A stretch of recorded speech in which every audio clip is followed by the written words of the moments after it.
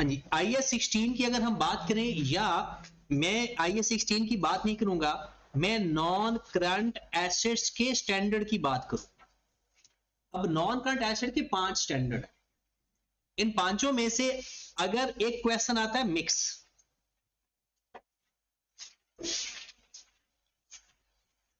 14 से 22 मार्क्स का मेन, इस क्वेश्चन के अंदर 3 चीजें होती हैं। सबसे पहले जो पेपर में आने के चांसेस होते हैं वो डिस्क्लोजर्स है। सबसे पहले अब पेपर में डिस्क्लोजर आ गए हैं, क्या दोबारा पेपर में अगली ही अटेम्प्ट में आ सकते हैं? बिल्कुल आ सकते हैं, बट चांसेस का कितने चांसेस हैं? आप ये नहीं कह सकते बिल्कुल ही चांसेस नहीं है। यदि अगर लास्ट टाइम डिस्क्लोजर का सवाल ना आया होता ना, तो मैं कहता जी 80 to 90% चांसेस हैं डिस्क्लोजर का सवाल आएगा। अब क्योंकि लास्ट टाइम डिस्क्लोजर का सवाल आ चुका है, तो अब कितने चांसेस होंगे? ये नहीं कि 10% है, नहीं, अभी भी स्टिल 60% 50% चांसेस इसके हैं कि डिस्क्लोजर का दोबारा सवाल आ जाए। फिर उसके बाद इसमें से ना एक्सट्रैक्ट का सवाल आया करता है। अब इस अटेम्प्ट के लिए ये इंपॉर्टेंट है, यानी मतलब अगर हम इन दोनों की रैंकिंग करें तो एक्सट्रैक्ट के सवाल आने के ज्यादा चांसेस है इस करंट अटेम्प्ट के लिए। और उसके बाद जर्नल एंट्रीज, ये उसके 3 मशहूर सवाल है। इन तीनों को रद्द बदल करके सवाल देता है पेपर। अब अगर ये तीनों को छोड़ दे तो बहुत, यानी ये मोर देन 50% चांसेस हैं कि इन तीनों में से सवाल एक आ, मिक्स क्वेश्चन या IS-16 का सवाल। अब अगर वो इनको छोड़ेगा तो फिर वो लेजर बनवा सकता है, जो कि बहुत कम बनवाता है। फिर या एक डिस्कशन वाला सवाल आ जाता है। डिस्कशन से क्या मुराद होते हैं कि वो हमें कुछ इंफॉर्मेशन दे देगा और कहेगा इसके बारे में ना थोड़ी अंग्रेजी लिखकर दिखाओ, कि हमें इनका वो मेन न्यूमेरिकल बेस्ड अंग्रेजी लिखनी होती है। और ये भी अब आई कैप की आदत हो गई है कि FR1 FR2 के अंदर वो एक डिस्कशन वाला सवाल भी देगा, और उसकी रेंज क्या है? 6 नंबर से ऑनवर्ड 12 नंबर। नॉर्मल वो 6 नंबर का सवाल दे देता है डिस्कशन का। अगर मैं नॉर्मल बात करूं कि डिस्कशन के सवाल से क्या मुराद है, वो आपको एक सवाल दे देगा कि भाई आपने एक एसेट खरीदा है और आपकी बिल्डिंग में वो पहुंचा है 5 तारीख को, 10 तारीख को वो अवेलेबल फॉर यूज था, 20 तारीख को आपने उसमें से कमर्शियल प्रोडक्शन शुरू कर दी, और भाई साहब ने 20 तारीख से उसको डेप्रिशिएट करना शुरू कर दिया। तो आप डिस्कस करें कि उसने ठीक किया या नहीं। तो हम ऐसा क्या करेंगे? सबसे पहले लिखेंगे कि जो उसकी एप्लीकेशन ऑफ डेप्रिसिएशन है वो करेक्ट नहीं है। फिर हम लिखेंगे कि डेप्रिसिएशन स्टार्ट होती है अवेलेबल फॉर यूज पे, not when commercial production start. ये हमारा जवाब होगा, ये हमारी डिस्कशन। तो ये सारे पॉइंट हमारे IS-16 या पूरे स्टैंडर्ड में से बेस करते थे। पहले तो ओपन बुक था, तो अगर हमें कोई नई बात समझ लगती थी तो हम किताब से देख लेते थे, तो किताब से भी नहीं मिलता होता था, क्योंकि किताब इतनी बड़ी होती थी कि उसमें से ढूंढना ही बड़ा मुश्किल होता। तो अब उसने बेहतर किया कि किताब बंद कर दिया, खत्म कर दिया। तो ये चीजें हमें खुद सेल्फ सेंटेंस मेकिंग आनी चाहिए, इसका किसी जगह से रट्टा लगाने की जरूरत नहीं है। मैं एंड पे लास्ट लेक्चर में कुछ इंपॉर्टेंट पॉइंट्स लिखवाऊंगा, वो वही डिस्कशन वाले होंगे सारे। डेप्रिसिएशन कब स्टार्ट करते हैं, एसेट की वैल्यू में क्या क्या कुछ प्लस करते हैं, क्या माइनस करते हैं, क्या इग्नोर करते हैं, रिकॉग्निशन का क्या मतलब है, डी रिकॉग्निशन का क्या मतलब है, वो सारी बातें हम एक लेक्चर में सम अप करेंगे। अब हमारा जो आज का मेन पर्पज है वो है डिस्क्लोजर्स। अब ऐसा है कि जो दूसरा बैच है आपसे पहले वाला, वहां मैंने पहले भी बताया था कि उसके मैंने डिस्क्लोजर्स ना बस थोड़े से लाइट से करवाए, फिर खत्म करवा के नए टॉपिक पे चले गए, क्योंकि ये सारे मिक्स होके आते हैं। लेकिन हम ऐसा नहीं कर सकते। मैं आपको ये फुल फ्लैज पढ़ाऊंगा कि जैसे आप नया स्टैंडर्ड पढ़ेंगे, उसकी जब इन्वॉल्वमेंट आएगी तो उसको मिक्स करके पढ़ेंगे। फिर जैसे जैसे नया स्टैंडर्ड आता जाएगा वैसे वैसे हम उसको मिक्स करते जाएंगे। तो डिस्क्लोजर्स का मतलब क्या है कि आपने IS-16 की कौन कौन सी बातें बतानी है, किसको बतानी है? ऑडिटर को। अब होता क्या है, फाइनेंशियल स्टेटमेंट कौन बनाता है? मैनेजमेंट, पता है ना किसकी रिस्पॉन्सिबिलिटी है? मैनेजमेंट की। अब ऑडिटर भाई साहब आता है और इसको आकर चेक करता है कि भाई सही सही बनाई है या नहीं। अब ऑडिटर ऑडिट कर रहा है पीपीई का, किसका ऑडिट कर रहा है, पीपीई का।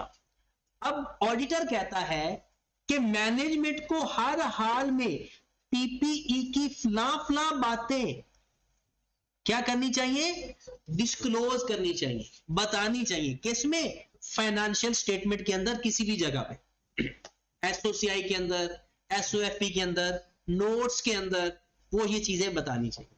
अगर कोई चीज नहीं बताई जाएगी तो ऑडिटर कहेगा कि आपका ये वाला डिस्क्लोजर मिसिंग है फाइनेंशियल स्टेटमेंट के अंदर, इसको पूरा करो। अगर वो पूरा कर देता है तो ठीक है, और अगर वो पूरा नहीं करेगा तो आपको पता क्या होता है, फिर वो जो ऑडिटर है उस फाइनेंशियल स्टेटमेंट के ऊपर साइन करते वक्त कुछ उसे बोलते हैं क्वालिफाई कर देना। क्वालिफाई का मतलब होता है वो कहेगा कि भाई ये फाइनेंशियल स्टेटमेंट के अंदर डिस्क्लोजर ठीक नहीं है। जो भी बंदा आएगा ना, user of the financial statement, आपने पढ़ा है ना, यूजर्स ऑफ फाइनेंशियल स्टेटमेंट, कहीं ना कहीं तो पढ़ा ही होगा। वो users of the financial statement जो फाइनेंशियल स्टेटमेंट को यूज करेंगे, वो सबसे पहले ऑडिटर की रिपोर्ट देखती हैं कि ऑडिटर ने इस फाइनेंशियल स्टेटमेंट को डिक्लेयर ओके किया हुआ है या कुछ चीजें क्वालिफाई की हुई। अगर ओके है तो वो बंदे हर बात पे यकीन करेंगे कि जो कुछ लिखा हुआ है ठीक लिखा हुआ है। लेकिन अगर ऑडिटर ने ये लिख दिया कि भाई इनकी ये चीजें मिसिंग है, तो फिर वो कहेंगे कि भाई इन चीजें की अगर हमें यूज है तो ये खराब है, बाकी यूज है तो ठीक है। तो हमने डिस्क्लोजर्स IAS 16 के या पीपी के कौन कौन से होने चाहिए, पेपर में ये आपको सवाल आ सकता है, डिस्क्लोजर्स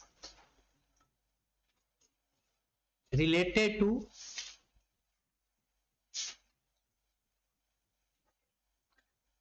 IAS 16, या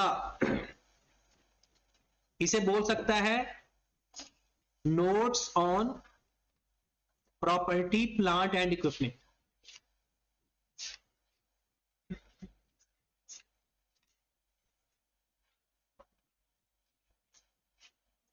या notes to the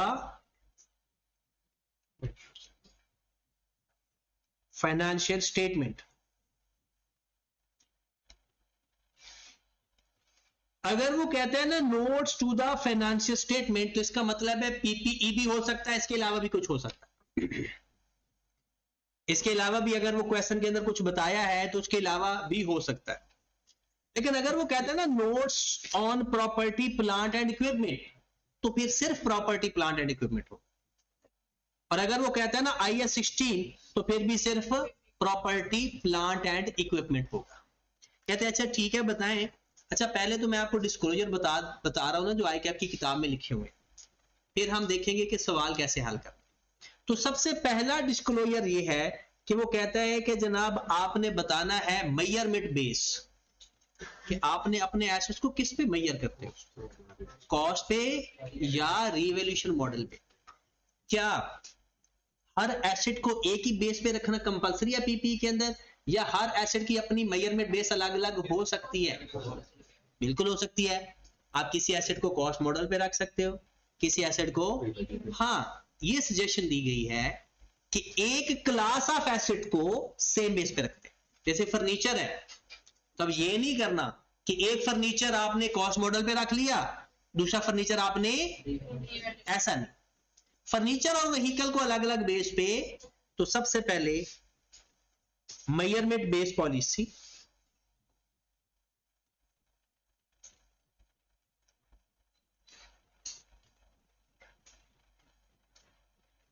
cost model है या रिवैल्यूएशन मॉडल है, कॉस्ट मॉडल है या रिवैल्यूएशन मॉडल है। क्या ये हमें डिस्क्लोजर लिखते वक्त सबसे पहले लिखना जरूरी है? तो ये जरूरी नहीं है। क्वेश्चन करते वक्त अगर वो वैसे पूछता है डिस्क्लोजर लिखकर बताएं, तो ये पहली लाइन लिख देना।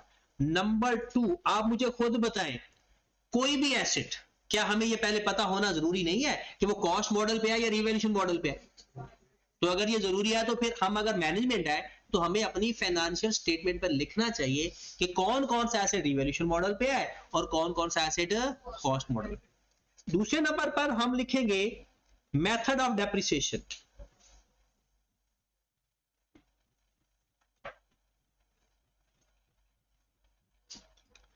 आप मुझे खुद बताएं कि डिस्क्लोजर वही होते हैं जो हमें सवाल हल करने के लिए जरूरी होते हैं, वो सारे वही डिस्क्लोजर है। तो जिस एसेट के ऊपर जो मेथड अप्लाई हुआ है वो भी हम बताएंगे। ये ऑडिटर ऑडिट करेगा तो सारा सवाल तो हल किया हुआ है, ऑडिटर ने तो आकर चेक करना है। जैसे अगर हम एक बिल्कुल बेसिक एग्जांपल है, तो आप मैनेजमेंट हो, मैं ऑडिटर, मैं आपको सवाल देता हूं, आप हल करके दिखाते हो, मैं आप उसको चेक करता हूं। जब मैं चेक करूंगा तो अगर मुझे ये आपने लिखा ही नहीं कि आपने मेथड ऑफ डेडक्शन कौन सा इस्तेमाल किया, तो क्या मैं ऑडिट कर पाऊंगा? आपने वैल्यू तो फाइंड कर लिया है, लेकिन मुझे ये नहीं बताया कि किस मेथड से की है। तीसरे नंबर पर यूजफुल लाइफ या rate of depreciation, useful life या रेट ऑफ डेप्रिसिएशन। चौथे नंबर पर रिकॉन्सिलिएशन,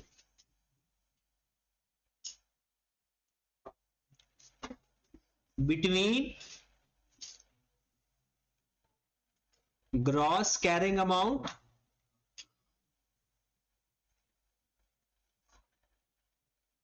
एंड accumulated depreciation। पता है ग्रॉस कैरिंग अमाउंट किसे कहते हैं? कॉस्ट को। Net carrying amount book value को, ग्रॉस कैरिंग अमाउंट कॉस्ट को। कहते हैं कि आपने रिकंसाइल करना है gross carrying amount and accumulated depreciation को at the beginning and at the end of the year. अगर इसकी देसी फॉर्म बताओ ना, बिल्कुल देसी, कहता है लेजर भी बनाओ। क्या बनाओ? लेजर में क्या होता है? ब्रॉडऑन, फिर एडिशन, डिस्पोजल, सब कुछ करने के बाद कैरी डाउन। ये भी क्या कह रहा है? ब्रॉडऑन भी बताओ, कैरी डाउन भी बताओ। तो जब आप कैरी डाउन बताओगे तो कैसे कैरी डाउन निकलेगा? एडिशन ऐड करके, डिस्पोजल माइनस करके, एसिड का भी और accumulated डेप्रिसिएशन का भी। दूसरे लफ्जों में ये कह रहे हैं कि एसिड का भी लेजर बनाओ और accumulated डेप्रिसिएशन का भी लेजर बनाओ। और पांचवें नंबर पर ये कौन सा नंबर था? ये चौथा और पांचवा एक ही है एक तरह का।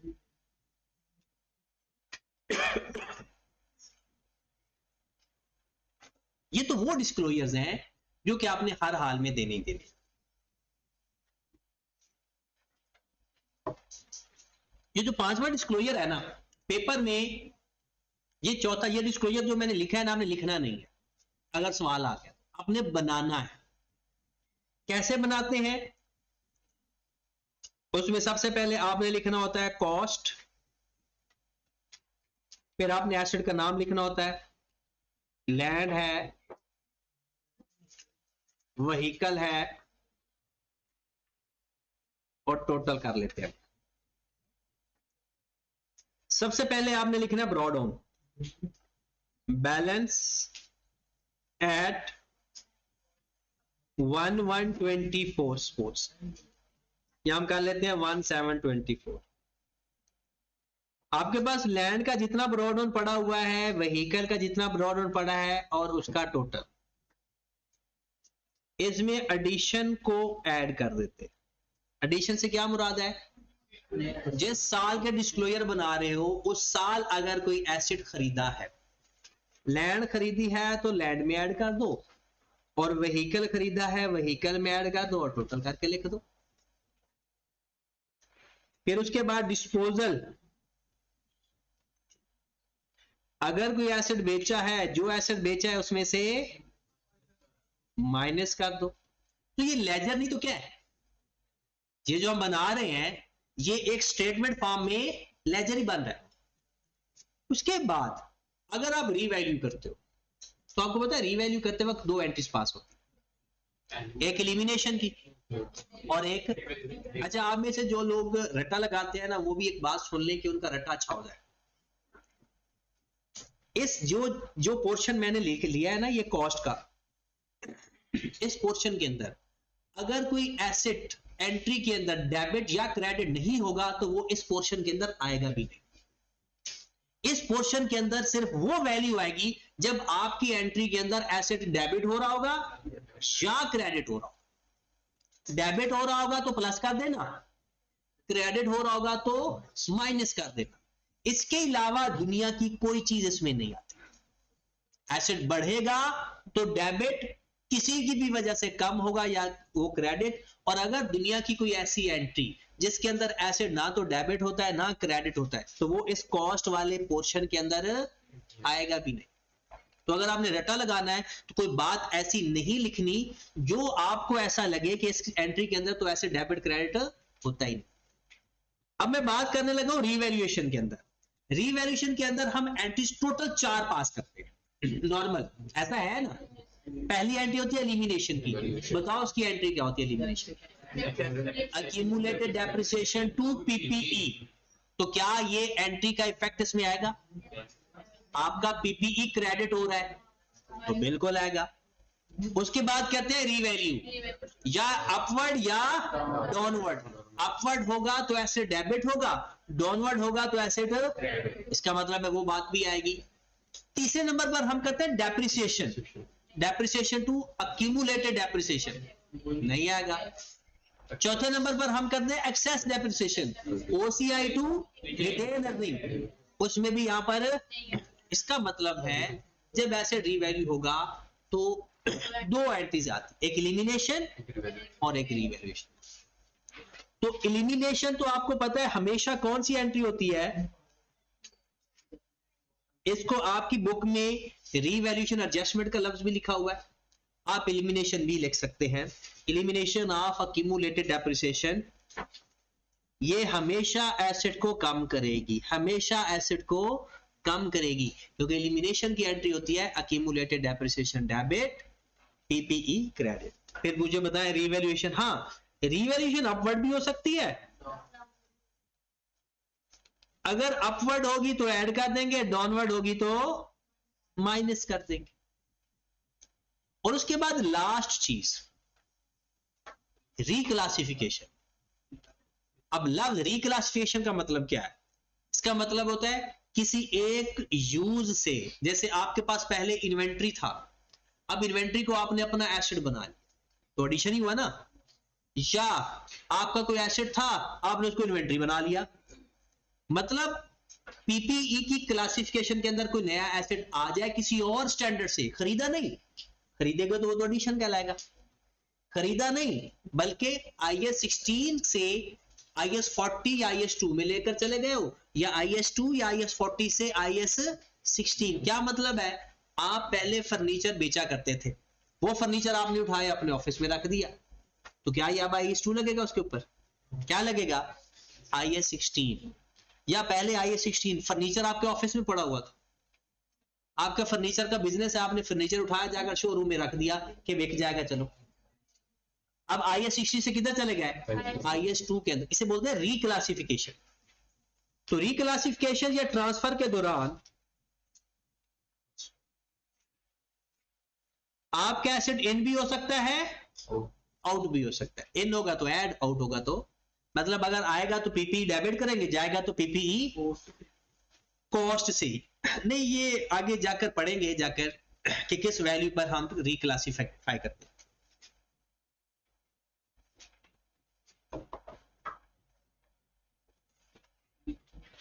तो ये आपका एक पोर्शन कंप्लीट हो गया कॉस्ट वाला। इसे हम लिखेंगे बैलेंस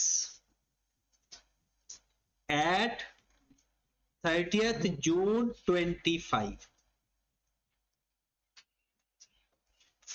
अब मुझे सब बताएं कि क्या ये लेजर ही है?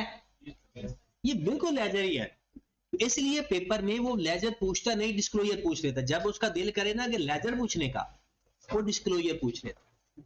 अब यहां तक कि लेजर बनाना आसान होता है, डिस्क्लोजर में कुछ और बातें भी हैं, लेकिन पेपर में डिस्क्लोजर करना बच्चों को ज्यादा आसान लगता है क्योंकि प्रैक्टिस इसकी बहुत ज्यादा होती है।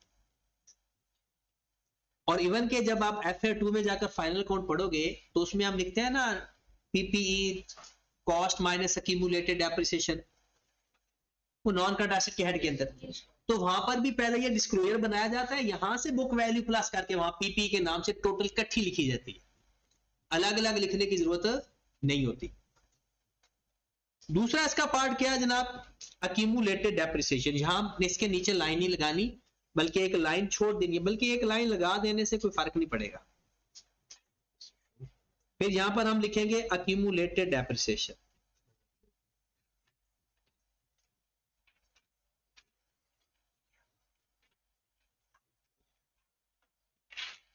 बैलेंस एट 1724, लैंड का तो हो गया नहीं। अब ये आप किसका लेजर बनाने जा रहे हो भला, अक्यूमुलेटेड डेप्रिसिएशन का। किसका लेजर बनाने जा रहे हो, अक्यूमुलेटेड डेप्रिसिएशन का। अब आपकी एंट्री के अंदर अगर अक्यूमुलेटेड डेप्रिसिएशन आएगा ही नहीं तो वो चीज इसके अंदर भी नहीं आएगी। हाँ, अगर अक्यूमुलेटेड डेप्रिसिएशन आपकी एंट्री के अंदर क्रेडिट हो रहा है तो प्लस होगा, इसमें क्रेडिट हो रहा है तो क्यों बोला, क्योंकि अक्यूमुलेटेड डेप्रिसिएशन क्रेडिट नेचर का, उसका ब्रॉड ऑन क्रेडिट साइड पर होता है, और अगर अक्यूमुलेटेड डेबिट होगी तो माइनस होगा। तो बताएं जनाब, सबसे पहले इसके अंदर आपने लिखना है depreciation for the year, depreciation for the year add होगी, ऐड होगी। एंट्री क्या पास होती है पहला, depreciation debit, accumulated depreciation.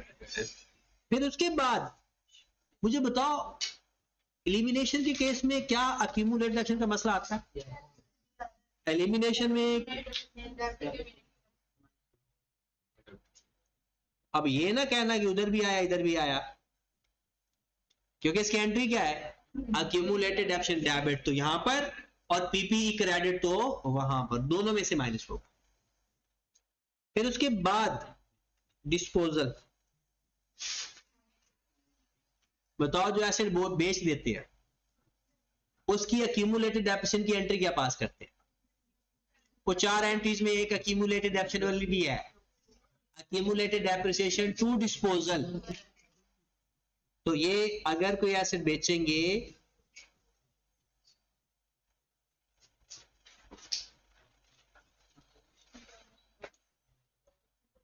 Impairment losses अगर आएंगे क्वेश्चन के अंदर तो यहां पर ऐड हो जाएंगे। ये क्या चीज है, ये IAS 36 में बताऊंगा। तो अभी हमने फुल फ्लैज काम करना है, तो ये हमारे पास बैलेंस आ गया, बैलेंस एट 30th जून 2015।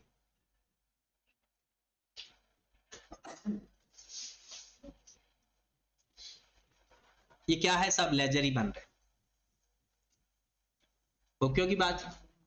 अब इसके बाद हमने लिखना है नेट कैरिंग अमाउंट।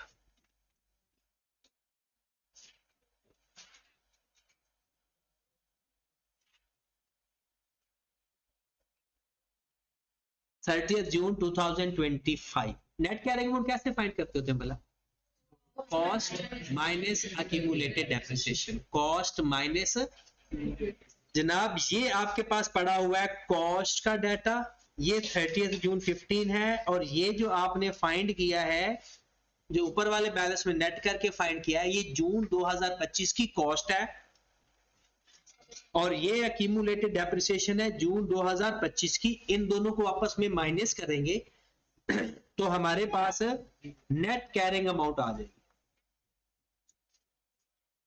तो यहां तक ये जो ये अभी हमने टेबल बनाया है ना, इस टेबल को फिक्स एसेट स्केड्यूल भी कहते हैं। यानी ये जो आपने, ये तो बहुत छोटा हो जाएगा अगर कंप्लीट करेंगे,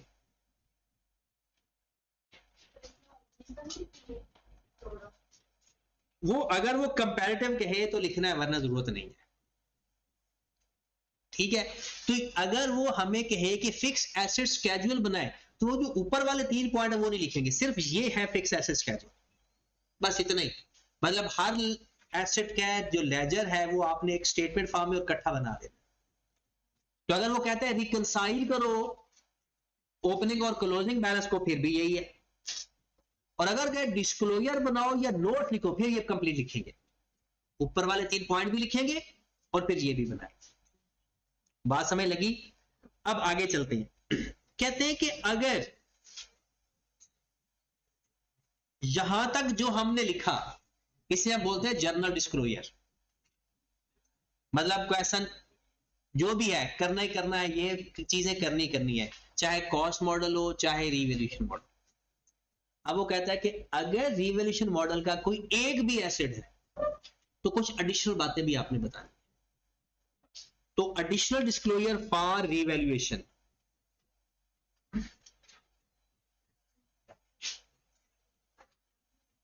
additional disclosures for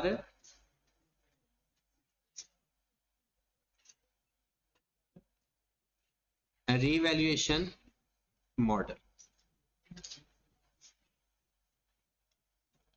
additional disclosure for revaluation model।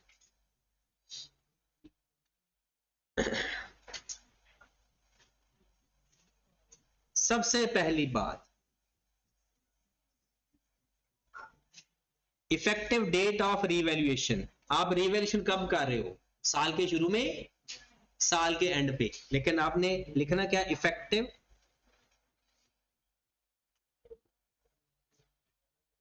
Date of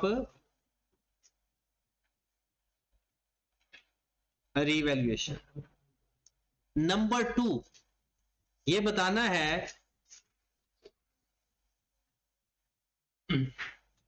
whether independent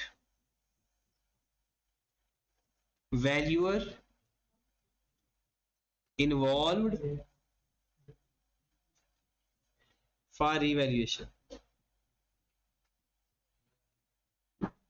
और यह भी बताना है कि आपने कोई इंडिपेंडेंट वैल्यूअर कंपनी को हायर किया था अपने एसेट्स की रिवैल्यूएशन फाइंड करने के लिए। अच्छा, ये जो तीसरी बात है, ये अगर वो कहे कि रिवैल्यूएशन बताओ तो लिखनी है। सवाल के अंदर आज तक आई कि आपने नहीं लिखी, आपने रिवैल्यूएशन की है ना, तो आपने ये भी बताना है ना कि किस मेथड से रिवैल्यू किया है। मतलब आपने बताया है ना कि अच्छा जनाब आपकी गाड़ी की जो वैल्यू है आपने खरीदी थी उसको 25 लाख की, अब आप कह रहे हो ये 40 लाख की है 3 साल बाद, तो कैसे? क्या कोई मार्केट में इसकी वैल्यू चेंज हो गई है? क्या इंटरेस्ट रेट बढ़ गया है या इस गाड़ी की कीमतें बढ़ गई है? किस वजह से, किस मेथड या अजम्पशन आपने इस्तेमाल किया है रीवैल्यूएशन फाइंड करने के लिए या फेयर वैल्यू बताने के लिए? तो कहते हैं विच मेथड्स या assumptions used to determine fair value। अच्छा, अगर किसी बंदे ने ना डिटरमिन की जगह कैलकुलेट लिख दिया तो उसका सवाल गलत हो जाए, क्योंकि जो कैलकुलेट होता है ना वो कैलकुलेशन की जाती है, और जो डिटर्मिनेशन का लफ्ज डिटरमिन का किया जाता है ना ये जजमेंट होती है। कैलकुलेट न्यूमेरिकल वैल्यू की जाती है, और जो डिटरमिन होता है वो किसके लिए इस्तेमाल हो जाता है, जहां प्रोफेशनल जजमेंट इस्तेमाल होती है।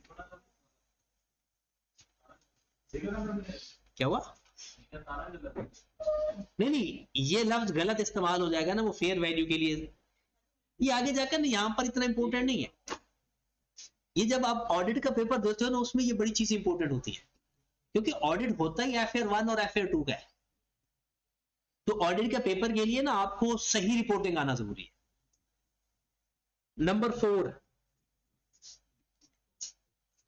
तो कहता है कि अच्छा आप वो HCA का कॉलम भी बनाया करो साथ। अब हम उसको ये तो नहीं, हमें तो डायरेक्ट भी फाइंड हो जाता है ना, वो बेसिकली हमें इससे पूछता है कि HCA बनाओ, मतलब कि आप नेट कैरिंग अमाउंट बनाओ, बताओ net carrying amount at cost model. अच्छा, मैंने आपको ये ना काम आसान करके लिख दिया, net carrying amount at cost model.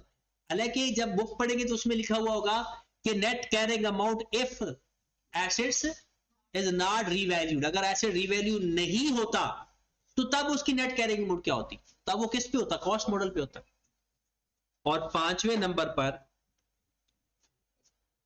Movement in revaluation surplus for the year. Movement in revaluation surplus for the, अच्छा पहले तो इसके बारे में इतना सही मजेदार बात नहीं होती थी, लेकिन अब आई क्या आपने कहा है कि एक छोटी सी वर्किंग कर दिया करो कि आप पहले लिखा करो कि आपके पास ब्रॉड ऑन रिवैल्यू सरप्लस का कितना है for the year, plus minus कितना हुआ, प्लस भी हो सकता है माइनस भी हो सकता है, और इसका कैरिड ऑन कितना है। फॉर द ईयर दो तरह से रिवैल्यूएशन मूव, बल्कि तीन तरह से। पहला, ये जो हर साल रियलाइजेशन होती है जिसे हम एक्सेस डेप्रिसिएशन कहते हैं, और दूसरा जब साल के दौरान रिवैल्यूएशन होती है तो अपवर्ड भी हो सकती है और डाउनवर्ड भी हो सकती है। लेकिन इसमें बात याद रखनी है, आता सिर्फ रिवैल्यूएशन सरप्लस। अच्छा, ये जो हमने रिवैल्यूएशन अभी पढ़ी है, अगर हम सवाल देखें आपके पास, ये अभी क्वेश्चन हम बता रहे थे,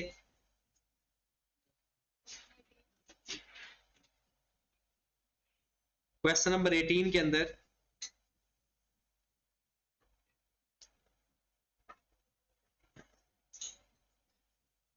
ये 3 नंबर का सवाल आया था, ये देखिए जरा, कहते हैं when a company follow revaluation model for subsequent measurement, it is required provide certain additional disclosures, specify such disclosure has been mentioned according to IAS 16।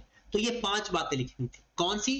Effective date of revaluation, फिर whether independent revaluer involved or not, तीसरे नंबर पर लिखने which method and assumption are used to determine the fair value, चौथे number पर net carrying amount at cost model, और movement in revaluation surplus. बस ये 5 बातें लिखने थी, 3 नंबर ये थे, और फिर आगे उसने इसकी जर्नल एंट्रीज पूछी थी 12 नंबर की।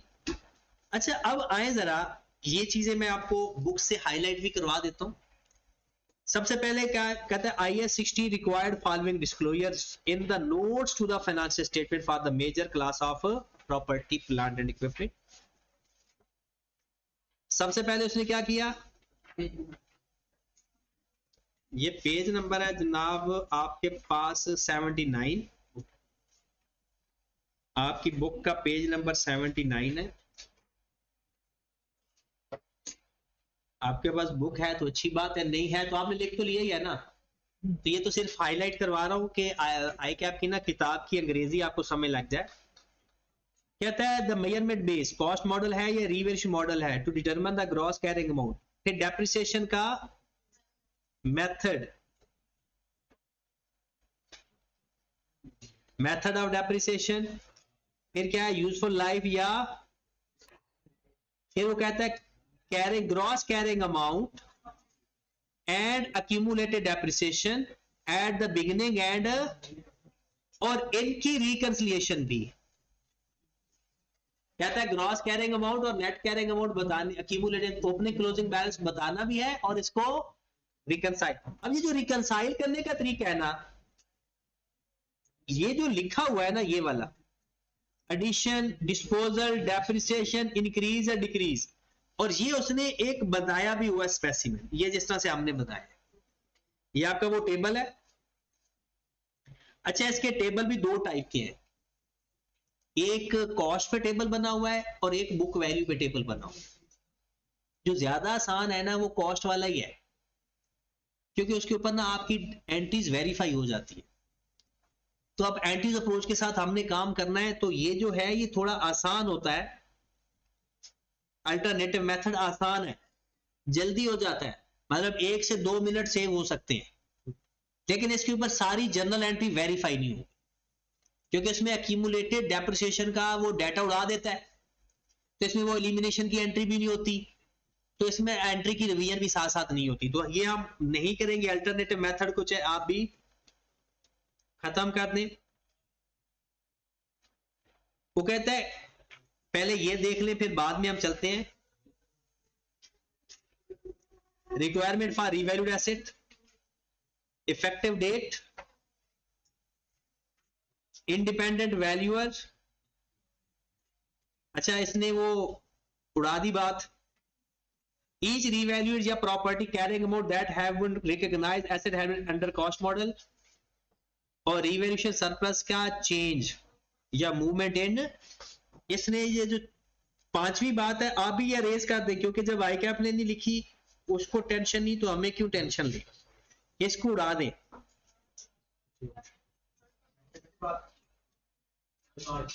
काट दे, क्योंकि जब आई कैप ने ये बात अपनी बुक में नहीं लिखी तो हम भी ऐसे ही एक एक्स्ट्रा बात बता के इंप्रेशन अच्छा डालने की जरूरत नहीं है।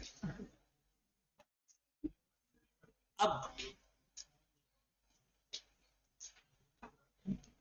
थोड़ी सी चीजें एडिशनल देख लें, बहुत इंपॉर्टेंट है बट थोड़ी सी बोरिंग भी हो सकती है आपके लिए,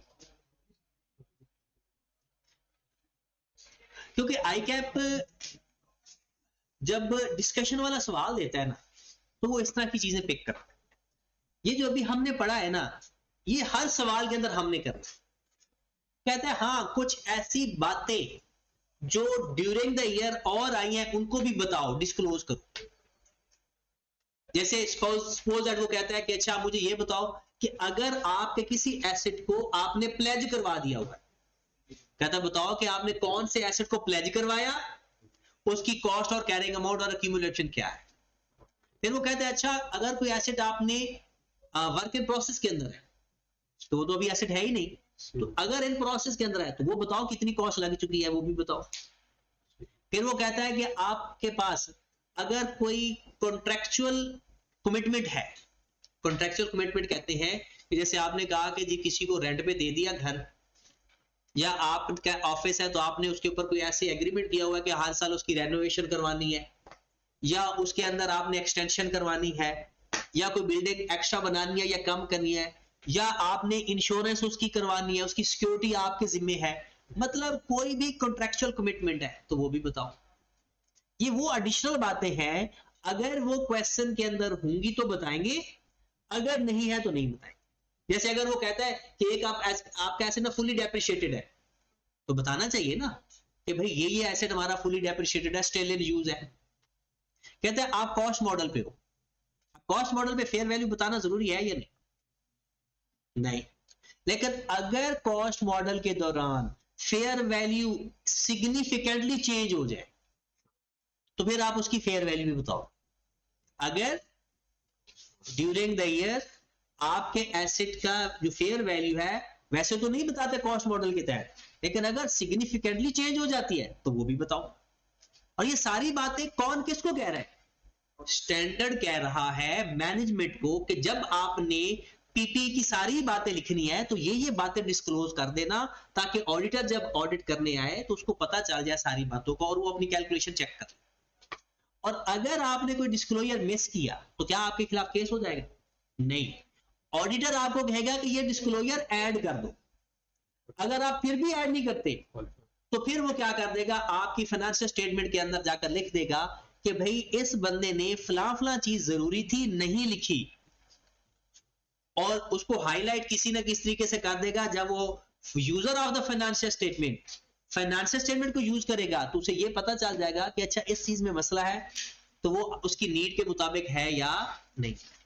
तो कुछ एडिशनल बातें,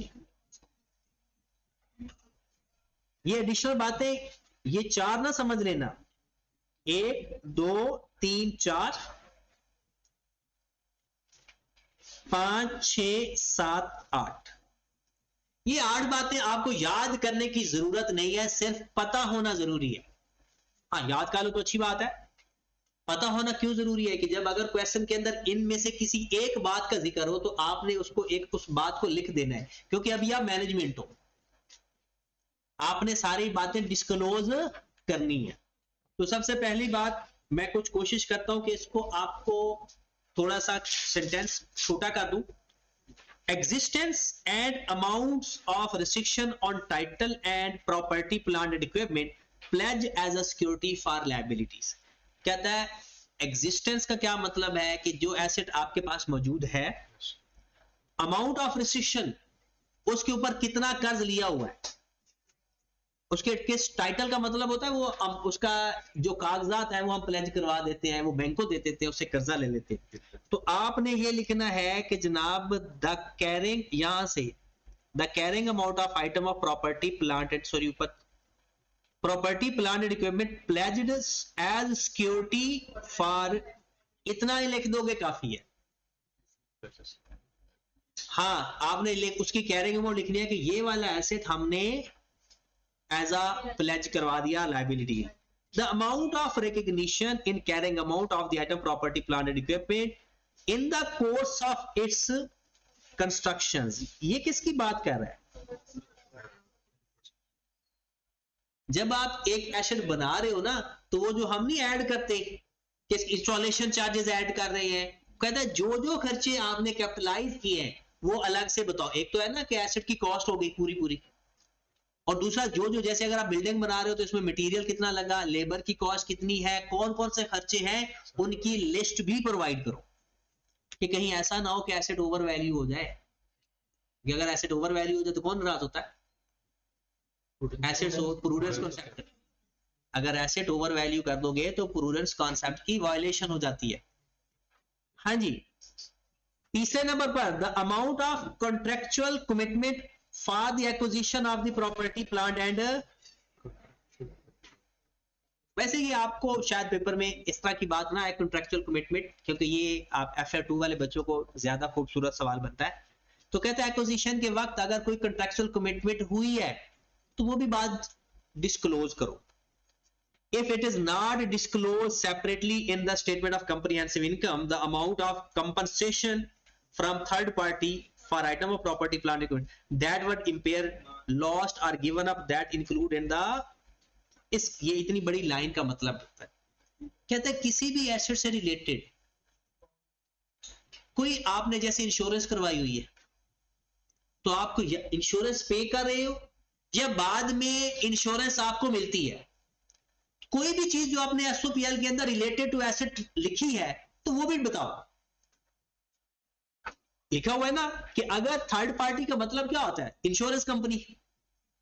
कहते हैं if it is not disclose separately in the statement of comprehensive income the amount of compensation from third party for item of PP that were impaired या लॉस या given up that is included in the profit और loss. इसका मतलब क्या है कि अगर आपने स्टेटमेंट ऑफ कॉम्प्रिहेंसिव इनकम के अंदर अलग से नहीं लिखा हुआ,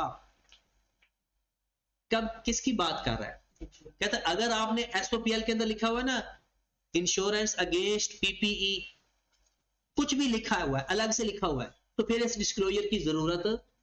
लेकिन अगर आपने लिख दिया एडमिन एक्सपेंसेस और उस एक्सपेंसेस के अंदर सारे एक्सपेंस लिख दिए, अदर इनकम उसके अंदर सारी इनकम लिख दी, तो फिर कहता है कि जो PPE के एलिमेंट होंगे ना उसको आपने डिस्क्लोजर के अंदर अलग से बताना है। और अगर उधर अलग लिखे हुए हैं तो फिर इस डिस्क्लोजर की जरूरत नहीं है। तो मेन इसके ऊपर वाली तीन बातें हैं। तो ये डिस्क्लोजर क्योंकि हमारी बुक में है तो वो पेपर में रिक्वायरमेंट अंडर सर्टन सर्कमस्टेंसेस, कौन सी सिचुएशन प्लेज करोगे तो प्लेज होने वाले एसेट की कैरिंग अमाउंट बताओ।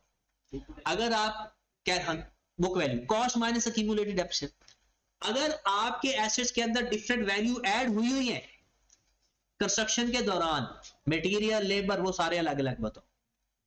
एक्विजिशन के दौरान आपने कोई कमिटमेंट की है वो भी बताओ। और अगर कोई थर्ड पार्टी के साथ कंपनसेशन आपको मिली है या आपने उसको देनी है, SOPL के अंदर सेपरेटली लाइन आइटम है तो ठीक है, नहीं है तो वो भी बताएंगे। ये है अगर सिचुएशन होगी तो बताएंगे, अगर सिचुएशन नहीं होगी तो नहीं बताएंगे। उसके बाद ये चीज है कि जिसका दे उसका भी भला, जो ना दे उसका भी भला। एडिशनल डिस्क्लोजर बता दो तो ठीक है, नहीं बताओ तो भी कोई मसला नहीं। और आपने फिर किस साइड पर जाना है?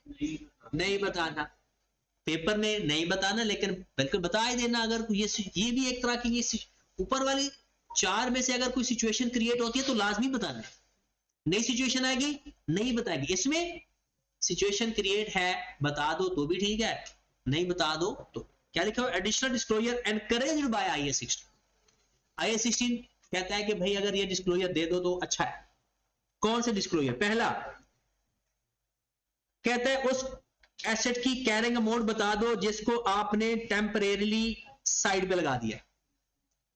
मतलब कोई एसेट आपने कहा कि अच्छा इसकी अभी जरूरत नहीं है, आपने उसको साइड पे कर दिया, कहते उसकी कैरिंग अमाउंट बता दो जिसको आपने टेम्परेरीली आइडल रखा हुआ है।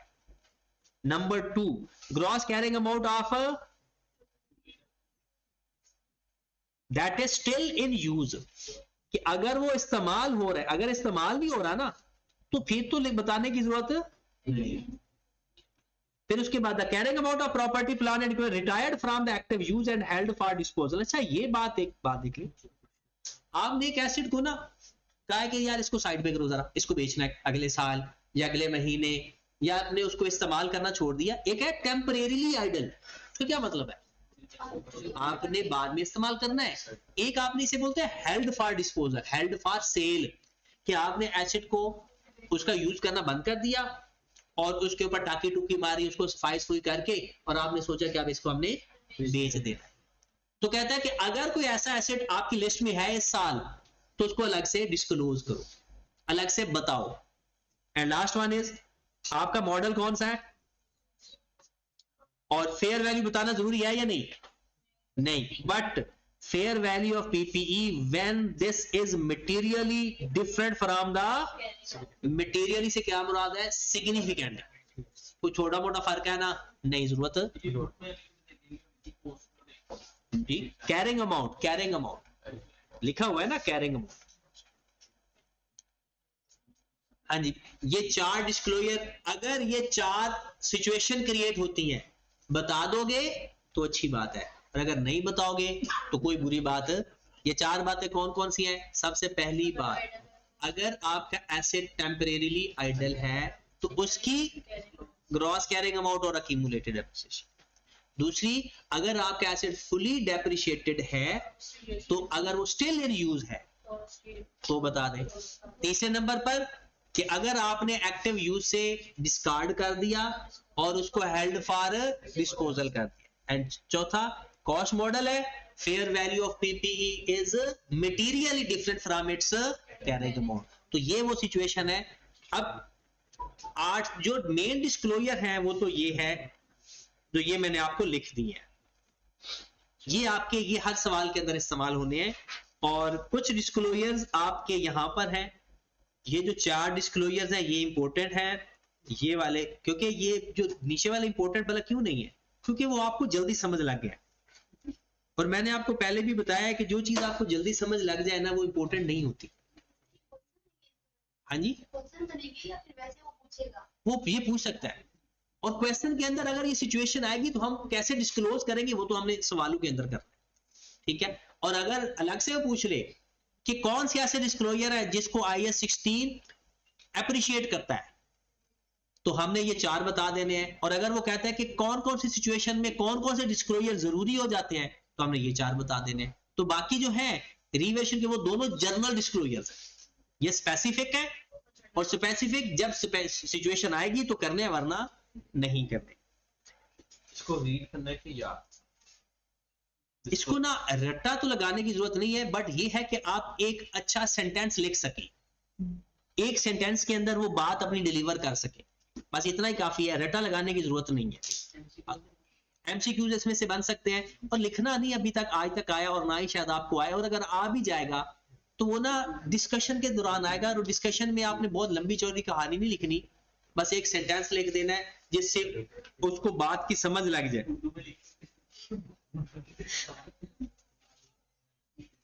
अभी कभी आजमाया नहीं है, हाँ, लेकिन अभी आजमाया नहीं है, शायद लिख सकते हैं या नहीं लिख सकते। अच्छा, एक तो वो पियानो लिमिटेड वाला सवाल आपने करना है, और क्या हुआ?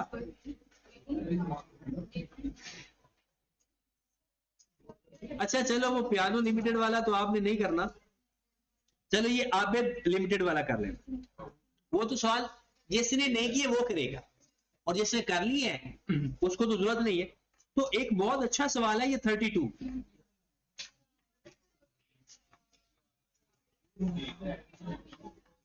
31 से 32 एक मिनट, इसके अंदर change in rectification of error तो नहीं है।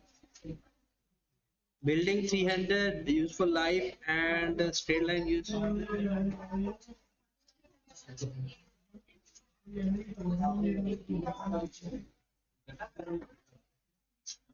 अच्छा, ये दो क्वेश्चन करके आना, 31 और 32, और ये बुक से छापा नहीं मारना, वो मुझे वैसे ही पता चल जाएगा आप लोगों की कैलकुलेशन और किताब की कैलकुलेशन का। तो कल क्वेश्चन चेक भी करेंगे इंशाल्लाह।